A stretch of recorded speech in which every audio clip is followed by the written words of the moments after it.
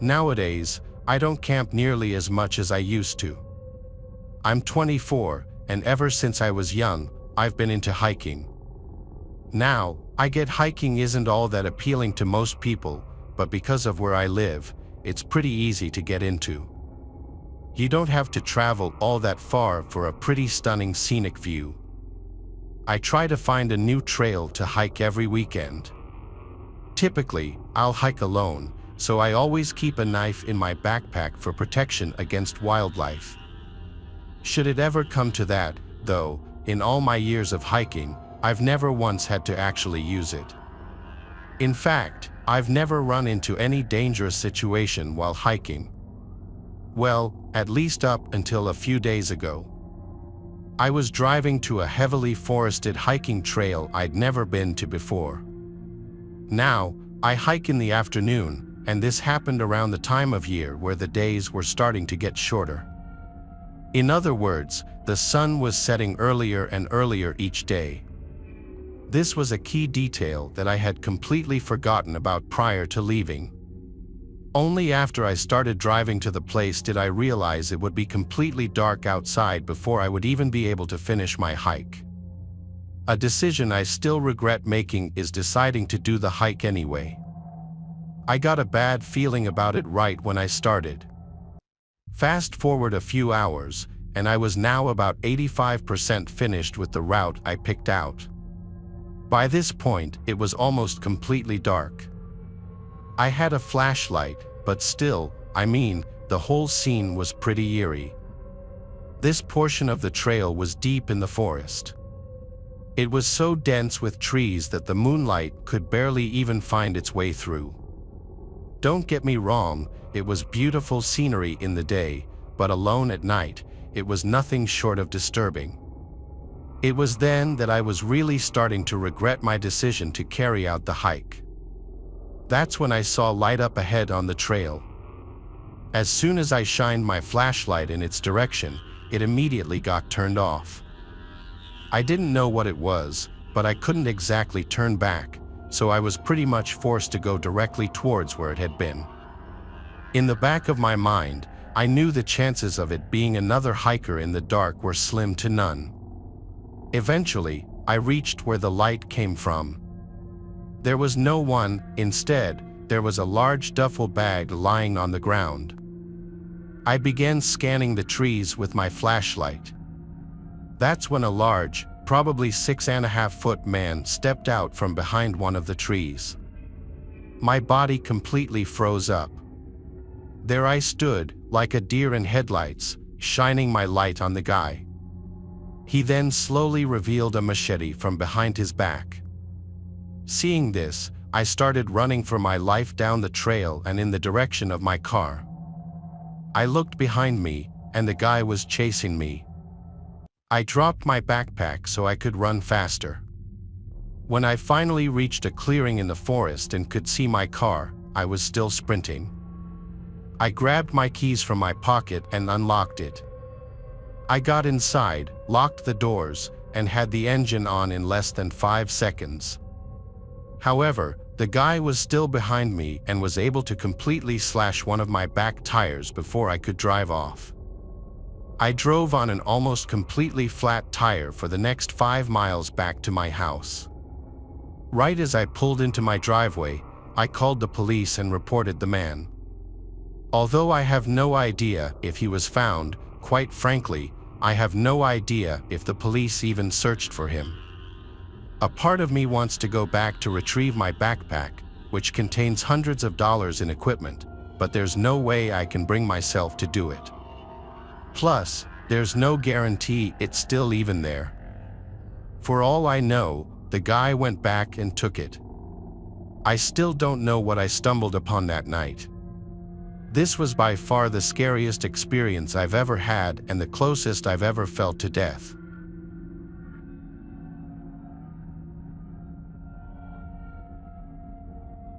The following pictures you're about to see were taken by hikers Orly and Dante, who both live in Eagle Mountain, Utah, a small town south of Salt Lake City. For the past few years, They had been exploring forests in search of interesting things, and one day they found it. One day, Orly was hiking in Cedar Fort, just 5 miles south of Salt Lake City. While hiking, she found large amounts of animal bones and piles of junk people had dumped, but things started to get strange when she started coming across strange symbols and animal parts scattered throughout the forest, some of them in weird formations. On September 15th, she decided to bring her friend Dante along with her to show him in person the unusual things she was finding. This time, the two came across something even more disturbing. On the trail, there was a severed deer head and a pentagram surrounded by deer legs, which were not there the first time Orly walked the trail. The sun was going down, and after getting their pictures, they agreed it was time to head back to the car. But the more they walked, they realized they didn't recognize the path they were on. So, the two started looking around for anything that could refresh their memory of where they were. But as it got dark out, the two accepted that they were lost. With nothing but their phone flashlights to navigate, they started getting the feeling they were being watched. As they picked up their pace, the two started to hear the trees and bushes moving at least 20 feet to their right, made more concerning by the fact that there was no wind that night. The two started to panic and hurried onto a trail they found, hoping it would take them back to Orly's car. Just when things couldn't seem to get any worse, Orly and Dante heard a scream so deep and horrific that it sounded neither human nor animal. The two sprinted down the trail, Orly making a conscious effort not to look back, but Dante did. Dante claimed to see a large black figure on the trail behind them, too big to be a human. The two made it to the car by some stroke of luck, losing whatever was chasing them. So, they left the forest and went straight home. Orly has not returned since.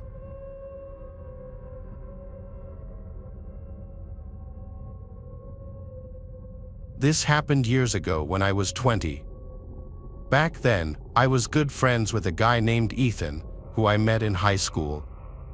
Both of us grew up with a passion for the outdoors, and so we thought it'd be fun to go on a week-long backpacking trip in the California woods together. We've done this once before, and I really enjoyed it. I remember looking forward to it.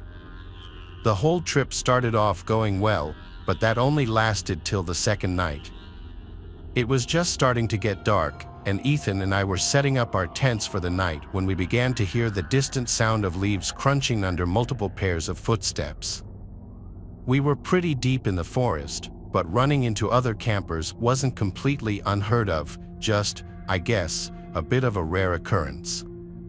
Eventually, 3 guys came into view. They didn't really look like campers, they didn't have backpacks or anything. I thought it was kind of weird to be wandering around the forest this late, but I didn't think much of it. They gave us a somewhat friendly greeting, and we gave one back. They then asked us if we were camping for the night, which was obvious as we were in the process of setting up our tents with the rest of our stuff all laid out. We pointedly said yes and asked if that was a problem. We wanted to make sure we weren't on someone's private property or, just generally in a place we weren't supposed to be. They replied saying no and just kind of walked off. The whole encounter was odd, but Ethan didn't think so. He pointed out how they were most likely just hunters in the area, as all of them were armed, something I myself didn't notice. Got to a few hours later, and Ethan and I were now asleep in our respective tents. This was around the time I woke up to the sound of yelling, like multiple voices shouting in the distance. I yelled out to Ethan to see if he was awake. He was and was just as confused as I was. It was 2 a.m. when this happened. Our conversation was then interrupted by multiple gunshots. They honestly sounded like they were getting closer. I asked Ethan if he thought that whoever these people were just hunting. He responded, saying, "No, dude, there's no way they're hunting this late. I think we should go." My heart started to race, now realizing the reality of the situation we were in. We both unzipped our tents, grabbed only our bare necessities, and started hastily moving west. We moved for maybe half an hour before stopping. The yelling and gunshots were now barely audible, although they were persistent, continuing off and on up until sunrise. All night, we basically just sat there, listening to them, both wide awake from a mixture of fear and adrenaline. When the sun finally rose, we discussed what to do next. Ultimately, we decided we would wait until noon before heading back to our campsite. The plan was to then quickly pack up all of our stuff and make the trek back to our cars, cutting our trip 5 days short. Fast forward to noon, and we started cautiously heading back. When we arrived, the sight we were met with was nothing short of horrifying. Our campsite had been completely ransacked, almost all of our stuff had been damaged. This is thousands of dollars in equipment we're talking about. But most disturbing were the bullet holes shot into our tents. You don't have to be that smart to conclude that these people had genuinely tried to kill us. Further supporting this theory is the fact that nothing was actually stolen from our campsite, it was all just damaged. As far as who did this, we don't know.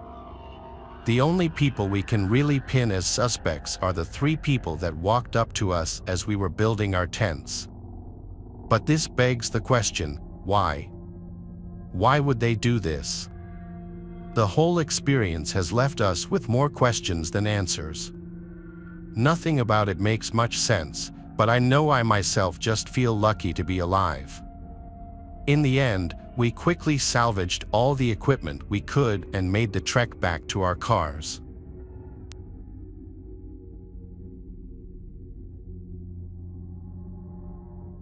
Enzo is an avid hiker who in 2016 was visiting his brother in upstate New York near Downsville. Enzo's brother owns a small house and a barn up there, and from time to time, Enzo and other family members would go up to visit.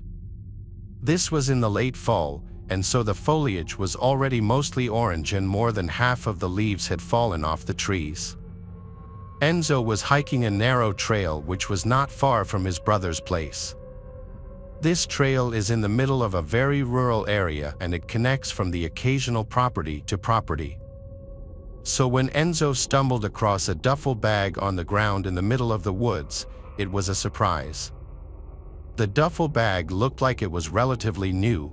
It didn't look dirty as if it had been sitting in the woods for an extended period of time. There was a foul odor emanating from the bag, however, like something rotting inside.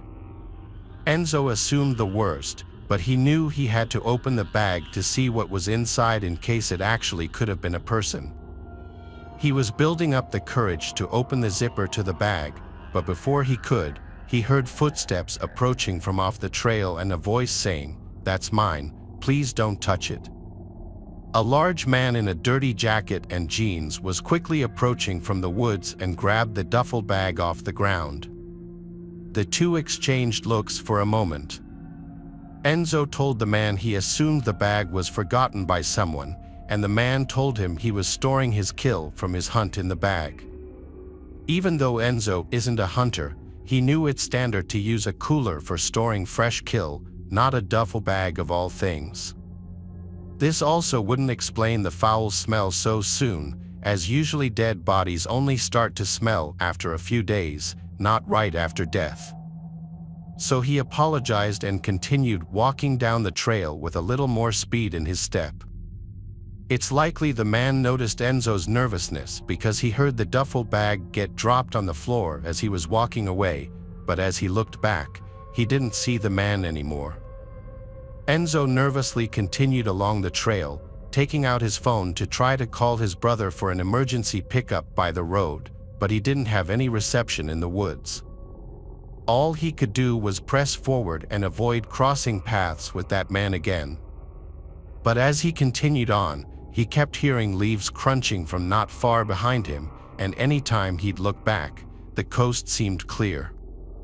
Eventually, His fear that he was being followed became real. He saw that man following him in the distance in a stalkerish manner, hiding behind a tree. Without thinking, Enzo started to run as fast as he could down the trail. He knew he was being followed without even looking back because he could hear the leaves being crushed not too far behind him.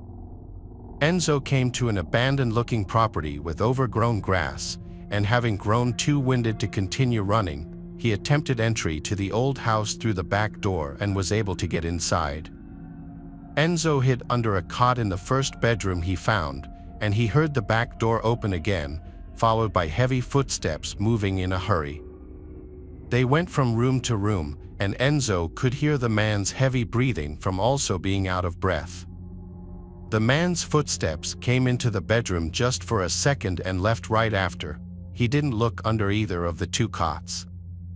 Enzo heard the back door to the house open and slam shut again, but he laid under the cot for another half an hour, not taking any risks. He only got up when he realized it would be dark soon and he needed to get to a road to call for help. He proceeded to leave the house and run down the dirt trail by the house that was most likely once used as a driveway, which led him to a road. From there, he eventually hitched a ride with a passing car who gave Enzo a lift back to his brother's house, where Enzo would call the local police department and report his encounter. Given the severity of the case, police showed up at the house to get a more detailed description of the man's face, the location it happened, and other information. Though it was never technically confirmed what was in that duffel bag, the rotting smell would already be clue enough. But the fact that the man so intently chased after Enzo shows that he was hiding something that he didn't want any witnesses for, most likely dumping a dead body all.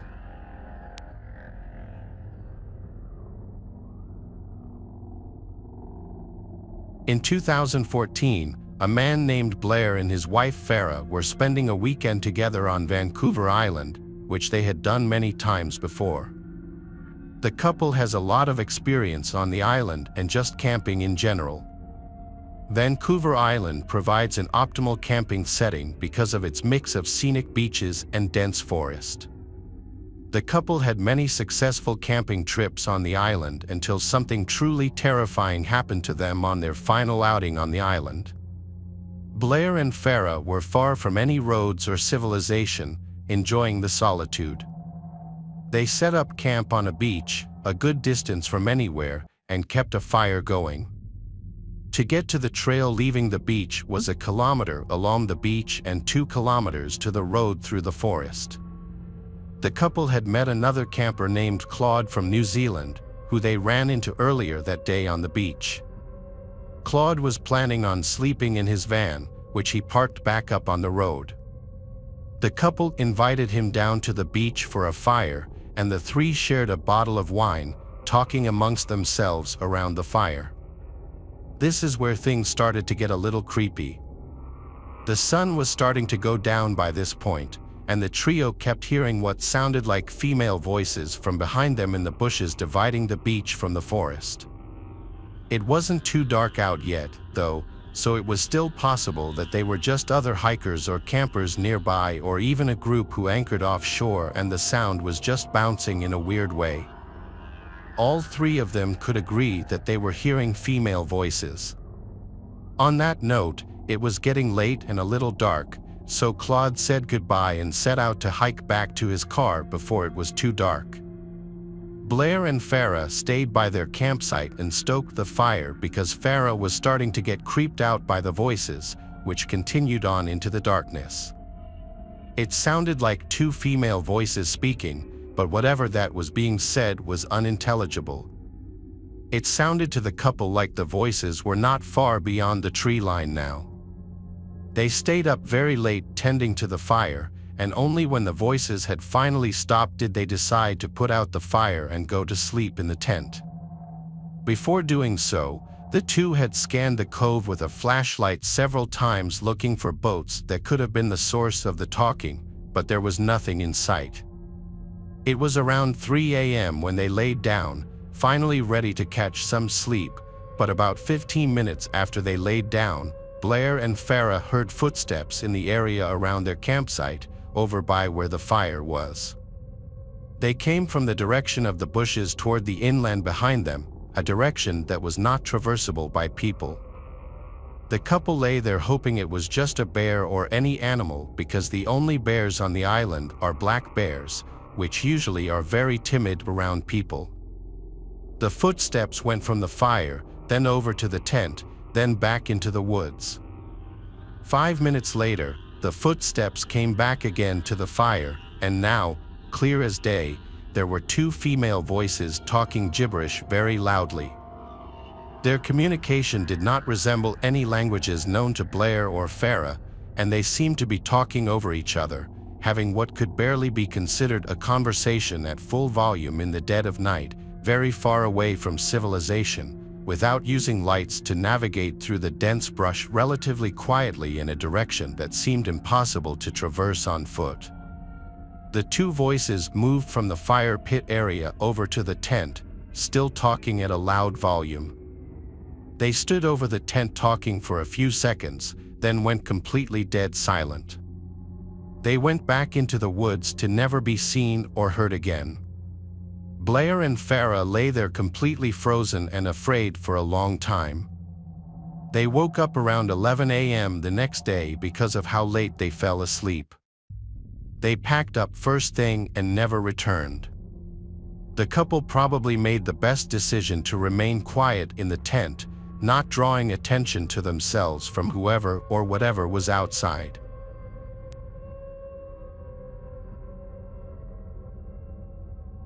Thanks for watching the video.